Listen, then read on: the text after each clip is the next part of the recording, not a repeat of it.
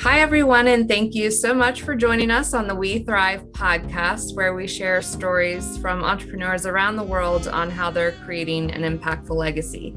I'm your host, Casey Clark, and I'm the founder and chief growth officer of C. Clark Consulting. And today I have the pleasure of interviewing Ryan, who owns Holistic Health Associates. Hi, Casey. Good to see you. Good to see you as well. Thank you so much for joining me today. Thanks for having me. This is great. Absolutely. So tell us a little bit about you. Well, live in Frederick, Maryland, and we have a practice here, Holistic Health Associates, and I am one of the senior acupuncturists and the owner of the practice. Grew up in Maryland, in Baltimore, and I'm local my whole life. Traveled a little bit, lived out of state for a little bit, but for the most part, couldn't help but to come back. And one of the things that I think for me was kind of interesting was learning something like acupuncture and Chinese medicine in another state. I was in New Mexico, and New Mexico is beautiful, and it has this kind of like West Coast aura about it. It has, people are into acupuncture even 20 years ago when I was studying it, and then, there was something kind of drawing me back to the East Coast, and, my family is all here. Friends that I grew up with are here, but also the East Coast at that time was so far behind when it came to holistic medicine. And I just felt like it was important to come back and be kind of in my, tribe, if you will, and try and bring some of that back over here. And so that's what we've been trying to do in Frederick now with Holistic Health, and now soon to be in Boonesboro. So Congratulations. Thank you. Absolutely. So how did you get involved with Chinese medicine? Well, that's a great question. Why? I still don't know. I think, we all have these things growing up that influence us and kind of push us in a direction, subconsciously or consciously, however you want to. But, there were a couple things that I can point to, how a good Jewish boy from Baltimore ends up in a field like Chinese medicine. One is, I played a lot of sports when I was younger, had injuries, and, was always in, going to physical therapy, and was doing, so I got into health and kind of keeping track of my body and my mind at a relatively early age when it came to that, just like most student athletes do, And so I was planning to go to medical school, and, I had, bachelor's degree in biology and was pre-med. But my entire life from when I was a kid, I had there was one black sheep in my family, which is my aunt, my father's sister, who was into, astrology and tarot and meditation and, crystals and all kinds of stuff that, the rest of my family was kind of like, she's totally out to lunch, totally crazy, But for whatever reason, it was something that I found interesting, and we had a great relationship, and we always connected around these kinds of things. And it was I found it very insightful. She was giving insight and intuition to certain aspects of life that we never talked about. You know what I mean? And so as a kid, when you're, 12, 13, 14 years old, that can be very impactful. And, reflecting back, I am sure that is what drove me down the road of something that was a little more alternative in the medical field, because,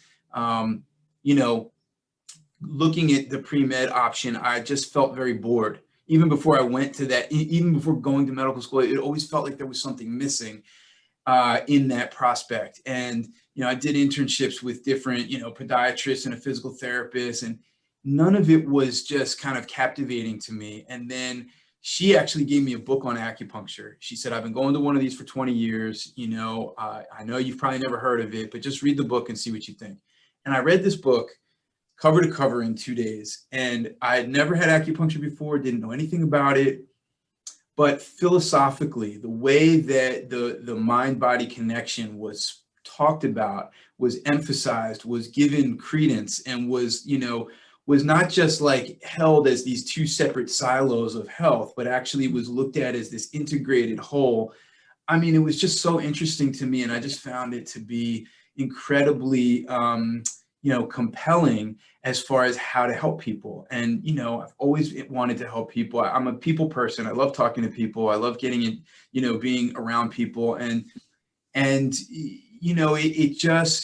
just felt so, it just kind of called me, at that point. I hate to be like totally esoteric about it, but it really did. I mean, I signed up to go to acupuncture, to Chinese medicine school, before I had ever received a treatment, before I had any experience with any kind of herbal medicine, before anything happened. I just knew that philosophically it was the right approach to medicine for me.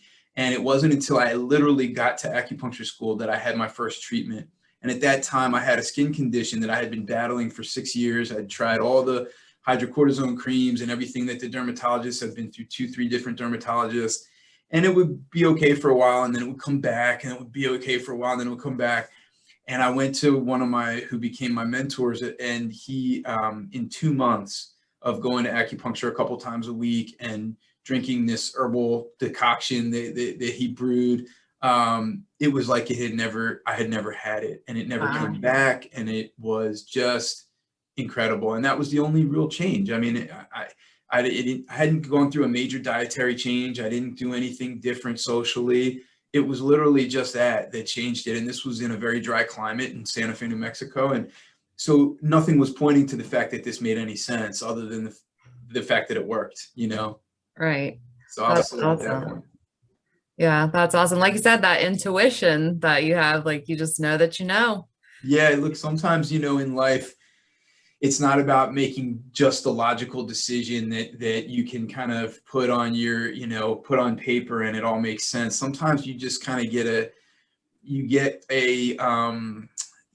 drive to do something, and that drive is something worth paying attention to, because it's coming from somewhere. It's coming from something, and they're not always good, and it's important to be able to identify good and bad, and that's part of what we talk about in the treatment room sometimes, but it's there, and it's worth paying attention to for sure.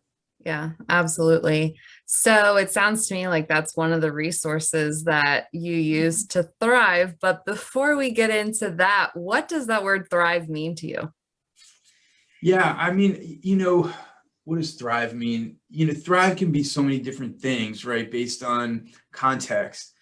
But I kind of, I think that thrive, to me, I relate it to being in a flow. You know what I mean? In something where you're thriving because it's like you're riding a wave instead of paddling to get on top of it. You know what I mean? So when you're in that state where you just feel like things are moving, and you're a part of it, and you can, that to me is thriving. And so, so when I'm in that state, I'm, super excited, whether it's, shooting baskets or whether, or whether it's at work and things are just moving forward and we're able to help more people. And that's what I think of as thriving, is just being able to be in that flow state and keep things moving forward, and being joyful about it, being in a state of joy that's moving, that to me is thriving. Yeah. And knowing a little about you, I'm not surprised that you use the word flow, considering like the chi and all that stuff. So, I love it. We all have our biases, right? Yes, that's awesome. So talk to me a little bit about some obstacles that you've faced personally when you've been trying to get into that flow. Yeah, I mean, so much of that is psychological, I think. It's like we all face our own demons, our own shadow, whatever you want to call it, our own just blocks, to doing what we feel is right, or to doing what we feel is the best choice because of various factors, right? So, coming out of acupuncture school, I felt great. And then I moved to the East Coast, and people were like, what do you do what? And it became kind of like, you get a little self-conscious, you are fresh out of school, you really don't know much of what you're doing. I mean, you do, but there's so much more to doing what you do than when you first start Mm-hmm. doing it, right? We all know that. And so there's nothing that can substitute for actual real world experience. And so, it doesn't take much when you're already in a kind of insecure state, that something can be said that immediately takes you out of that flow state or that thriving state, because then you start to second guess it. Did I do the right thing? And then you spend so much energy thinking about, those doubts, as opposed to just, okay, what's the next step? What do I need to do next? And so there's been lots of lessons like that, I think, over the years, even today, when we're doing something and then somebody on my staff doesn't like something that we're doing, that can easily derail the way that you are thinking about things, because then you start second guessing, did I make the right decision? Maybe I made, and then there's so much that kind of goes into that, and you just have to be able to put it aside, look at it, examine it for what it is, and then if it is a bad decision, just own up to it and keep going. And if it's not, then just stand your ground and just keep going. But either way, it's about taking that next step and just kind of like, those moments in life halt you, right? They halt you psychologically, they halt you sometimes physically. People have said to me, I was working out and I got injured, and now I'm terrified to exercise again, because there's this block, right? And so, because in their mind, working out might be, if I'm not going to work out for an hour, then I'm not getting enough exercise and it's not beneficial, which is totally false. It's all you really have to do is get moving, 5 minutes, 10 minutes, 15 minutes. You just have something happening that will get you back into the motion of it, I guess, if you will. So yeah, lots of things. Those are just a couple examples that come to mind, but there's, hundreds more of times when I know that I have just sabotaged my own, ability to thrive through just self-doubt and, just normal. It's just normal in life. We all experience it. No reason to pretend like it's not there. Yeah, absolutely agree. It is definitely psychological. So, definitely so. So, how did you use specific resources to kind of overcome any self-doubt? I know you mentioned a mentor, but what else did you use? I've been a consistent meditator for 10 years now. No, longer. Oh my God, 2006. It's 15 years now. So I meditate every day. I used to do a lot. I used to, before I had my son, I was meditating an hour a day in the morning, and then sometimes again in the evening. I do about 20 to 30 minutes now. And it's enough. It's something that for me, having, at least for now, for me at this point in my life, that it's something that I can just keep coming back to. That's a cleanser, if you will. Just like it just gives me now some people that I speak to, meditation's terrible for them, because they just think and think and think, and they can't really let themselves go, right? So then that's not a good choice for that person. But for me, I do multiple things, right? I think that for me, having actions in life that I can be consistent with holds me accountable to my own ability to keep moving forward. So I meditate every day. I exercise every day. I I make my bed every day. Like, there's certain little things that I do. I sit for the last 90 seconds of my shower every morning is cold water, just because I want to train my own, and these are not my ideas. Some of these came from other people, right? So, but these are things that I have adopted and used in my own life that I have found, push me to be accountable to myself, and they push my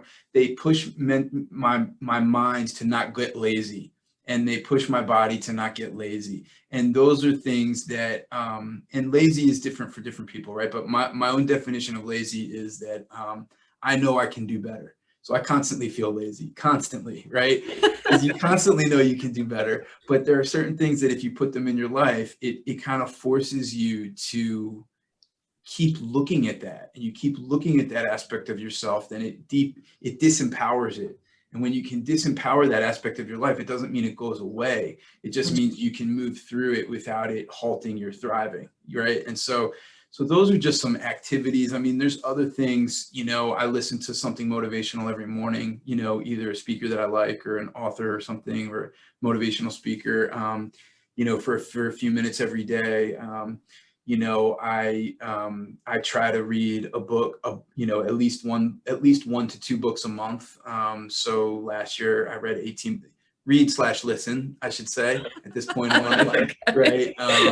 So, you know, I think you just have to find the things in your life that that help you hold yourself accountable, and you have to be willing, I think, to hold yourself accountable. You have to be interested in it. It has to be of interest to you. And if it's not, it's often some kind of fear that's holding you back from that. It's something that you don't want to be seen in a particular way. You don't want to see yourself in a particular way.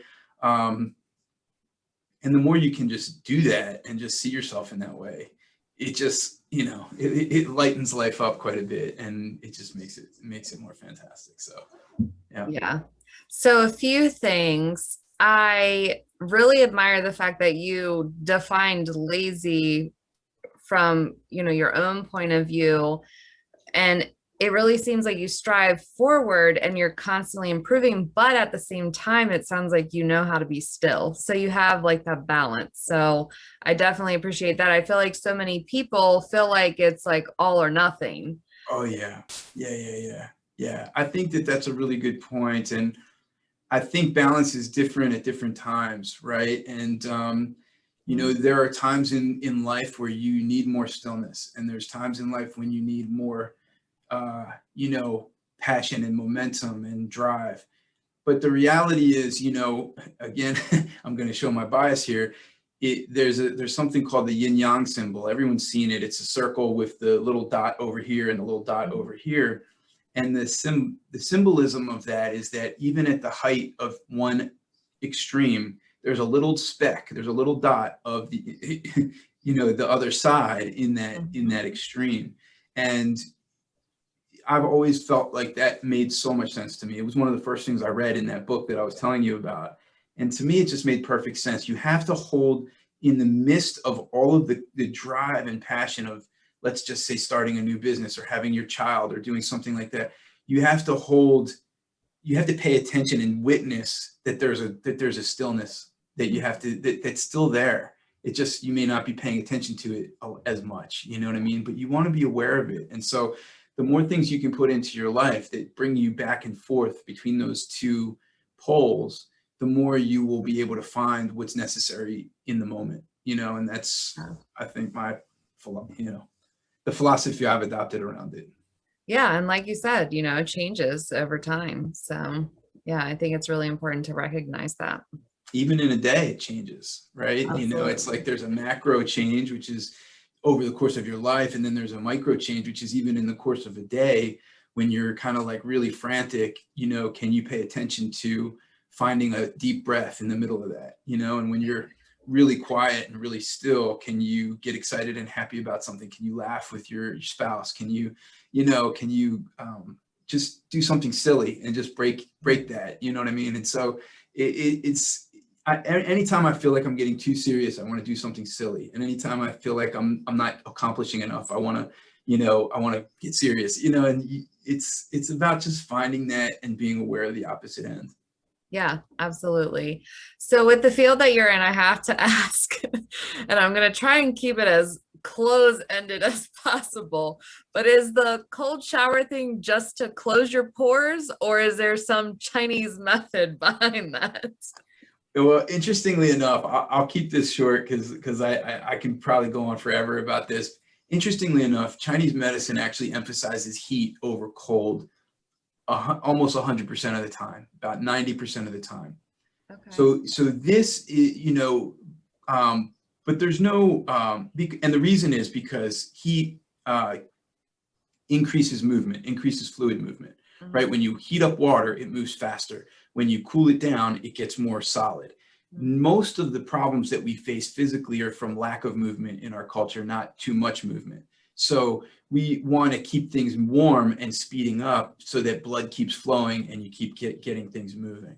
Now, if you do a flash cold, yes, you have a quick contraction, and then you have an increase in blood flow after that. So it's not the best thing from a Chinese medicine point of view, but there is a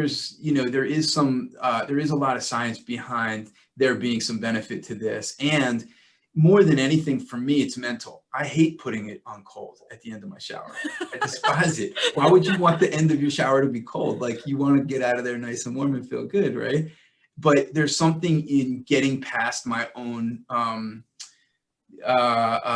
resistance around that is a symbol for me. And it's a practice. It's about getting through that practice and getting through that time, and then feeling like, oh, I just accomplished something, like, but it does feel like, to me, for me personally, it's more about the psychological than it is the actual physiological. But there is, both behind that particular practice. Okay, very interesting. Very interesting.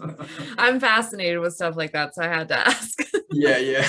It was a very different resource, so I was like, I'm going to inquire about that one. Yeah, for sure. That's awesome. So talk to me a little bit about legacy. So you're opening up another location. You mentioned that you have a son. So what does that word legacy mean to you? Oh man, it means a lot. It means so much. I think, legacy can be, your family legacy. It can be your personal legacy. It can be your collective legacy. So much of legacy, I think, gets wrapped in a little bit into ego. Like, what is your legacy going to be? What is my legacy going to be? And I think that for me, when I think about legacy, I think about what can be impactful, what can make a difference at this time in life, in our history, that I can contribute to, right? Those are the three variables, I guess, that I just kind of came up with off the top of my head. This time in life that I'm driven about or passionate about, and that I can contribute to, right? And so, there's so many people out there that would benefit from utilizing a non-invasive health medical care that has incredible results, which is, different types of holistic medicine, in my case, acupuncture and herbal medicine. And there's so few people that are actually taking advantage of that opportunity, right? It's estimated right now that 8 to 10% of Americans have even tried acupuncture. Wow. That means 90% of the population's never even tried it. And here's a practice, a medical practice that has been successful for 2,000 years plus, you know what I mean? So, you want to ask yourself, how do you bring that out more? How do you make it more accessible? How do you make it less weird, for people to try, and so whenever I think about legacy, it's not, how much money can I leave to my son, or how much, what can I, it's about the type of impact I can have on the at least the local culture, from a kind of, business standpoint, what we can give and where we can help people to see a different way of living and live, the type of health that we can offer. And it's about the type of impact I'm going to have on my family. So who am I when I come home after, 12, 13 hours of, trying to open up a second location and being frazzled and also treating patients and then doing this and doing that. Do you walk in the door, talking first about how tired you are and how what a busy day you had? Or do you walk in the door, still from a perspective of ready to give? Mm-hmm. And I think that is the impact that you can have on other people that makes a big difference, Yeah, absolutely. Yeah. I did a personal development seminar, and they had us do this activity where we had to see if we were a giver or a taker. And I was actually, like, everyone, well, I would say probably 95% of the people said that I was a taker. And I'm like, oh no, we've got to change this. But it was all because of how closed off I was. So from that point forward, I mean, like you said, you have to come from a place of like, where can I give and how can I give to people? So it changes your life when you come from that perspective.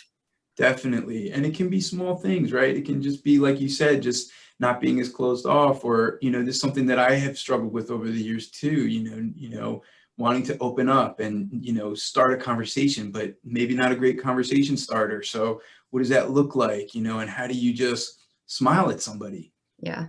How do you, touch somebody on the shoulder or do something, maybe, pre-pandemic, maybe, Very true. Yeah, but you know what I mean.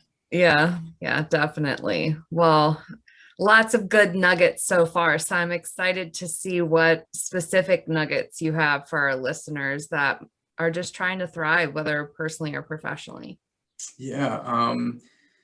Well, there's a couple ways to think about nuggets, right? Some of it can just be tools that you use. What are the things that you found to be effective in helping you through things? So that's one way to look at nuggets. And another way to look at nuggets is just things that you want to remind yourself of, and coming home with a smile and kind of in a silly mood, that's something I want to remind myself of every day. Walk in the door in a way that's going to light up the room, even if I have to force it.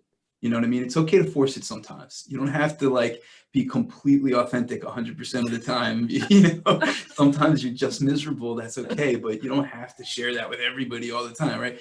So choose how you want to show up. That's one nugget. Like, make it a conscious choice. Think about it when you're, walking in with a group of people, or when you're, don't going to take on an activity. Think about it for a second beforehand and reflect before you actually just start doing, and think about how you want to show up to that. That would be kind of just like a philosophical nugget, Yeah. And then just like a material nugget, or things that I find to be helpful. I'm sure you've probably heard on the podcast before. I use Evernote, for my, keeping track of different things. I also take notes on books when I'm listening to them in that app. I use Audible for listening to books.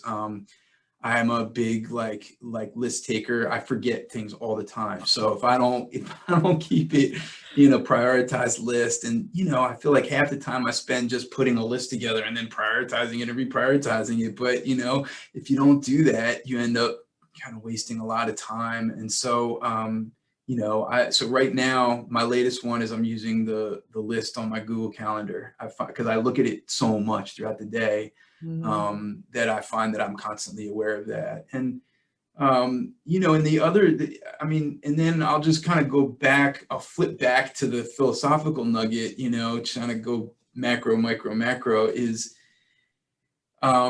take that quiet time, find, even if it's for a few minutes a day, to just sit still or stand still and let things kind of go through your mind, or have a particular desire to think about something, but one way or another take that quiet time, because it's kind of shocking what pops up in that quiet time sometimes. You know what I mean? So you want to be open, and you want to be in a place of receptivity. I think when it comes to being able to listen to that drive and that intuition in a way that makes sense. If you're not open and receptive, then that drive can take on some ugly, kind of directions. And so you want to take the time to step back and sit and just be quiet, and like be able to sit with that, those things that come up. So taking a little bit of quiet time every day, even if it's 5 minutes of intentional quiet time, can be incredibly impactful. And I hope everybody can do some of that. Yeah, when I first started meditating, I was like, this is the longest 5 minutes of my life. But now it just goes by so fast. So yeah, it's nice. It definitely had to be built up over time though. So yeah, definitely. And there's to your point, like, you've been doing it now for a while, so you get it, right? But how many things do you do right away and are really good at or think Not you're very good at? many. Not many. You can't just sit down on the piano and play Beethoven. You know what I mean? You have to practice it and practice it. So sitting quietly, it seems so silly, but it's a practice. It's something that in order to be comfortable in your own skin with, you have to start doing it, because otherwise you just keep fighting it and, oh, that felt weird, or, I don't like that, I'm thinking too much, I'm doing it. You're constantly, judging your own experience instead of just actually being in the experience, Yeah. And so, so I think that's just something I hear that with meditation all the time when I talk to people about it. Like, well, I can't meditate. And I'm like, well, how many times have you tried? And, oh, like 4 or 5, and it's like, oh yeah. That might be why. Yeah. And it's like, and then like, how do you know you weren't meditating? Oh, well, because I was thinking. Well, your mind doesn't stop just because you want to sit still. Your mind is Right. your mind is not what's meditating. Your mind is thinking. That's what it's supposed to do. You just want to be aware of the fact that that's part of it. That's part of your life. And so, Yeah. I know we're not necessarily kind of having a meditation discussion, but I think it's just in the context of finding that quiet space, it's important to realize that it doesn't have to look any particular way. You don't have to judge that time. You just have to build it into your life and see what comes out of it. Yeah, absolutely. I'm taking it's a 10-month trauma-informed yoga training. And one of the first weeks that we were in it, they said that a lot of the yoga gurus, like I think studies show that it's 12 breaths that they can go without their mind interrupting. Like it's not even that long. And yet all of us are like, oh, we have to go for 5 minutes without having any thoughts. And it's like, no, that's not the case. Impossible. Yeah. Impossible. Yeah. The best, the meditation teacher that I spent, many years working with used to say that there's, it's important to have an experience of meditation, because then you know that there's something there, so it's nice to be able to be in a retreat setting or some place where you can actually have an experience. But 99% of the time, you're just going to be aware that you're thinking, you're just going to be aware that your mind is working. And the ability to sit through that is where resilience gets built up. It's where, your ability to sit through the challenges of life, sit through the discomforts of life is built up. You're building a different muscle when you're in that. And that's 99% of the time you're meditating. Right.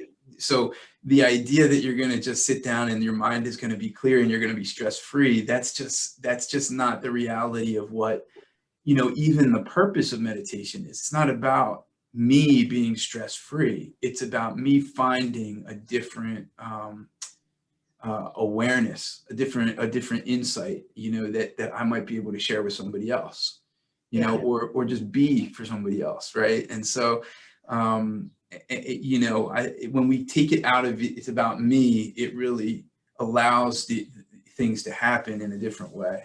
Yeah, absolutely. So many good nuggets, and you and I could talk for hours about wellness related stuff. So is there anything else that comes to mind for you that you'd like to share with our listeners? I mean, we just covered a lot. That was fun. I mean, my temptation is to start asking you questions, just, about how you got into meditation and why you started it, or, because you've brought it up a couple of times, but I don't know, if you want to go there, but I would love to hear that.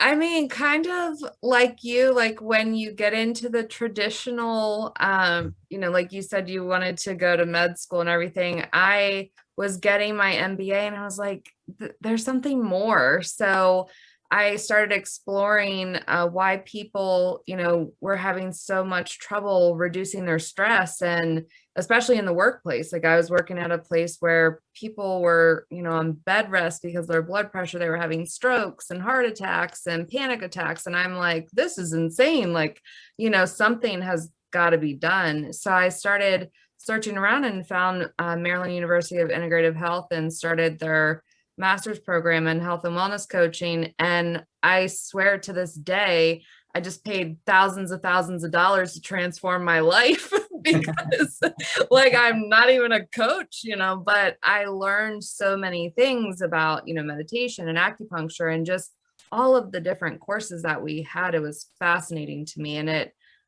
helped me build resilience and go through just life with a different lens. And it was, it's helped me tremendously. Yeah, look, what could be more valuable to spend your money on than that? Like we can all save it for things that are material, but does that really bring you the same joy that you got from gaining a certain insight into yourself and your own experience? And yeah, that's awesome. I'm so, happy to hear that. That's beautiful. And I can't wait to chat with you after the yoga, the trauma informed yoga series. That is a great program. I know who's teaching that, I know, Yeah. and so I'm sure you're going to love it.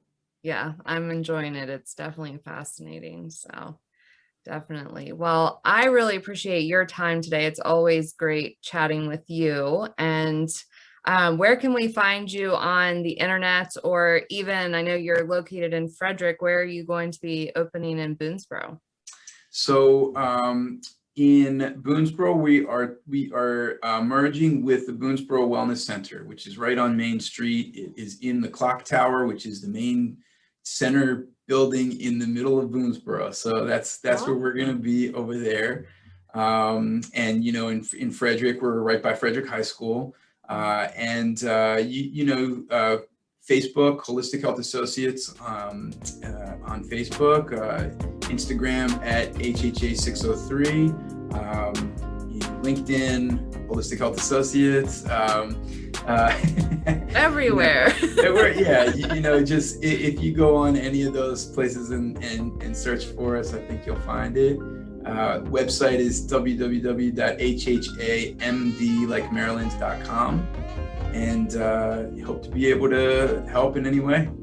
Awesome. Well, thank you again. It is always a pleasure. And I'd also like to thank our music sponsor, Stephen Lamar Moore, who developed the music for our podcast. So thank you again, Ryan. Thank you. This was a lot of fun. Good. I'm glad.